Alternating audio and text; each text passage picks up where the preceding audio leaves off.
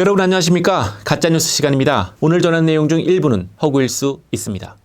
자유한국당 민경욱 의원이 지난 19일 페이스북에 남긴 글부터 보시겠습니다.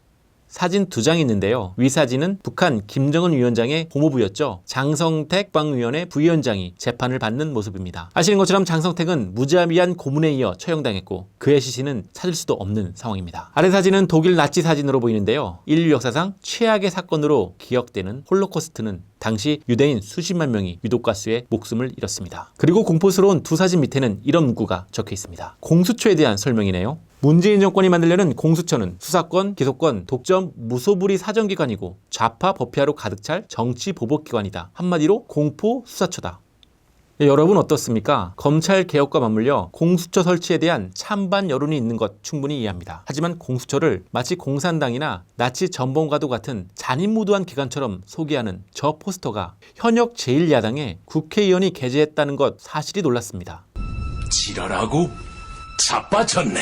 공수처가 공포수사처의 줄임말인가요? 공수처는 고위공직자 범죄수사처의 줄임말입니다. 현재 대한민국에서 수사권과 기소권, 공소유지권을 모두 가진 조직은 검찰이 유일한데요. 다시 말해 살인을 저지른 범인이 명확하더라도 그 범인을 재판에 넘길 수 있는 권한은 오직 검사에게만 있습니다. 검사가 재판에 넘기지 않으면 법원에서도 살인을 저지른 죄인이라 하더라도 형벌을 선고할 수 없습니다. 김학의 성접대 사건이나 장자연 자살 등과 같은 그러한 사건도 검찰이 기소하고 있지 않기 때문에 사건에 연루된 죄인들이 아무런 처벌을 받지 않고 있는 것이죠. 검찰의 권력 독점에 따른 이러한 폐단을 막기 위해 공수처를 설치하고 고위 공직자에 대한 수사와 기소권을 이양하자는 것이 공수처 설립의 핵심입니다. 물론 정치인 입장에서 공수처에 대한 찬성과 반대 충분히 있을 수 있다고 생각합니다. 하지만 민경욱 의원 페이스북처럼 공수처를 무소불위의 정치 보복기관으로 선동하는 것은 표현의 자유를 넘어선 행동 아닐까요?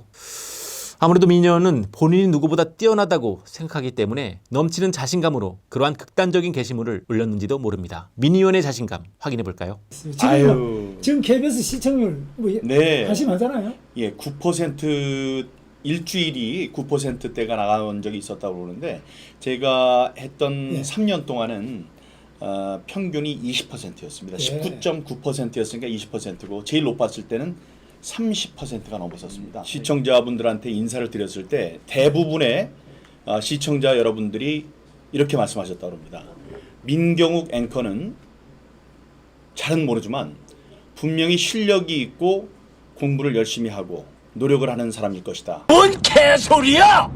지금 KBS를 포함해 지상파와 종편 뉴스에서 섭외 1순위는 민경욱 앵커, 아니 민경욱 의원이 되어야 할 것 같습니다. 과연 민의원이 국회를 떠나 방송국으로 턴하는 게 가능할까요? 과연 민의원이 복귀한다면 뉴스 시청률 20%가 지금도 가능할까요? 저는 개인적으로 민의원이 방송에 복귀한다면 뉴스 앵커보다는 개그 콘서트 같은 예능 프로그램에 나와서 막춤을 추는 것이 시청률 상승에 도움이 될 것 같은데요. 할머니 바램 행복한 한국당 기호 2번 할아버지 넉넉한 한국당.